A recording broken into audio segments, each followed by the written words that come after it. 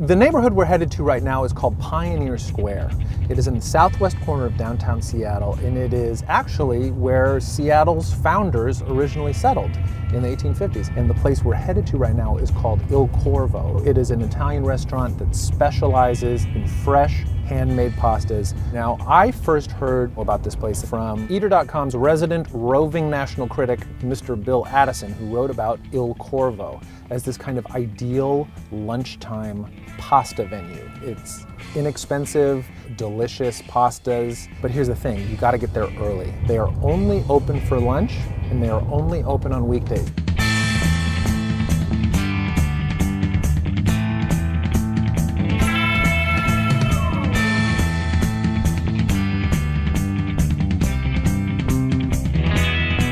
There are legendary lines coming out of Il Corvo every day. People line up well before the place opens. Residents of Seattle know about this place, and they know how you can get a really reasonably priced, delicious pasta meal. Now, I love pasta. I am a carbohydrate fanatic, and so I had to go.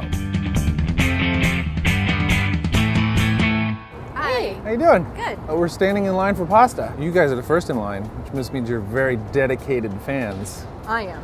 I'm visiting. Oh, you're visiting. But She It was like insisted on coming. She knew about El Corvo all the way from Miami. oh, really? Yeah. I work as a personal chef, so I really appreciate the philosophy that al dente comes from the protein in the wheat and the protein in the egg versus the way that you cook the pasta. And then also for someone that's in the business, I like the idea that, they're open Monday through Friday, so they can have a life with his family and see his friends, so that's always a goal. When she said she wanted to come here, I'm like, okay, I'll wait in line. It's like, it's worth it. Are you from the area then? I am. I'm local. What do you think about the food scene generally in Seattle? I think it's great. You have folks like this doing their own thing, making your name known, and having a line that's exponentially growing I know, it's so as crazy. the minutes tick by.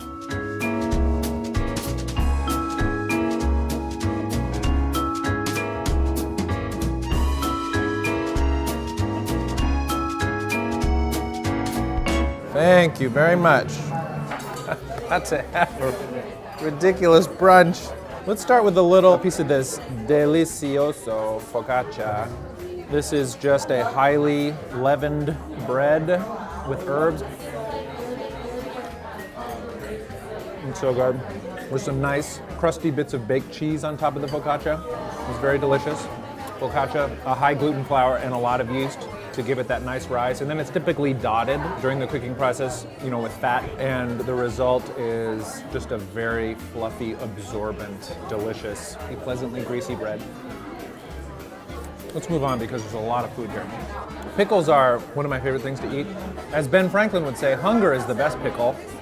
But I disagree with you, founding father. That's what he said. Again, look it up. Farmer's Almanac, 1764. I'm pretty sure Ben Franklin said, hunger is the best pickle.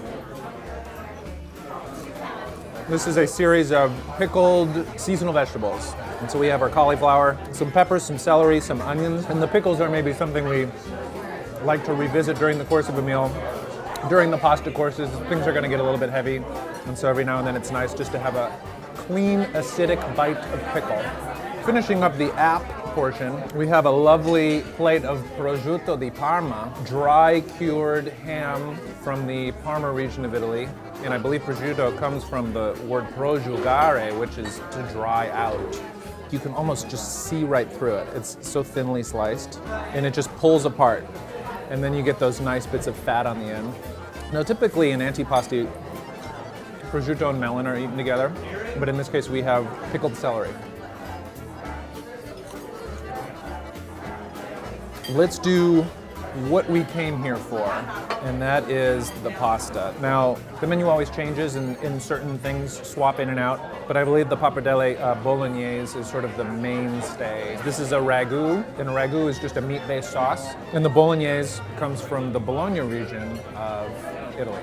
You kind of start with a little, I think in Italian it's a sofrito, but it's like a mirepoix of celery, onion, carrot.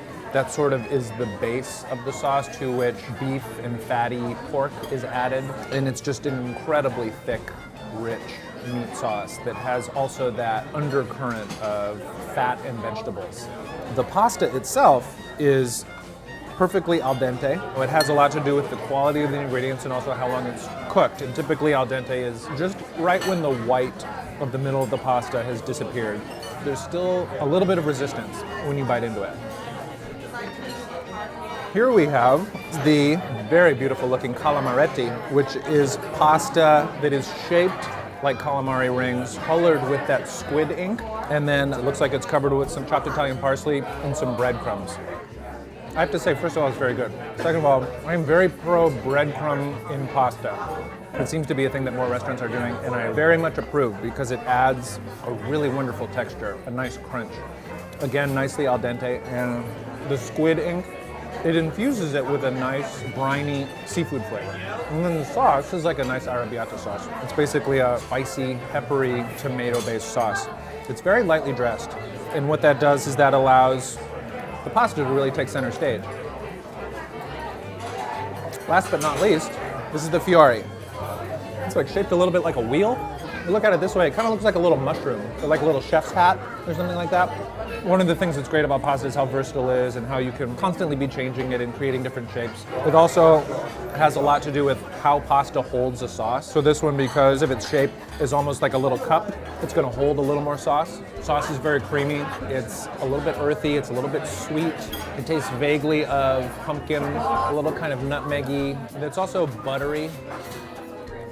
It's very good. And it's worth noting, this is dining on a dime. And I believe all of these pasta dishes are under $10. I don't know what sort of deal with the devil they've made, but this is some high quality grub for very little money. Bill Addison said every city in America should have an Il Corvo, and it's hard to argue with that. Thank you very much for your recommendation. This place was great. I really hope you enjoyed this episode of Dining on a Dime from Il Corvo restaurant in Seattle, Washington. If you'd like to watch more, please click here. Dessert of flowers and main course of the great nothing, aka anything.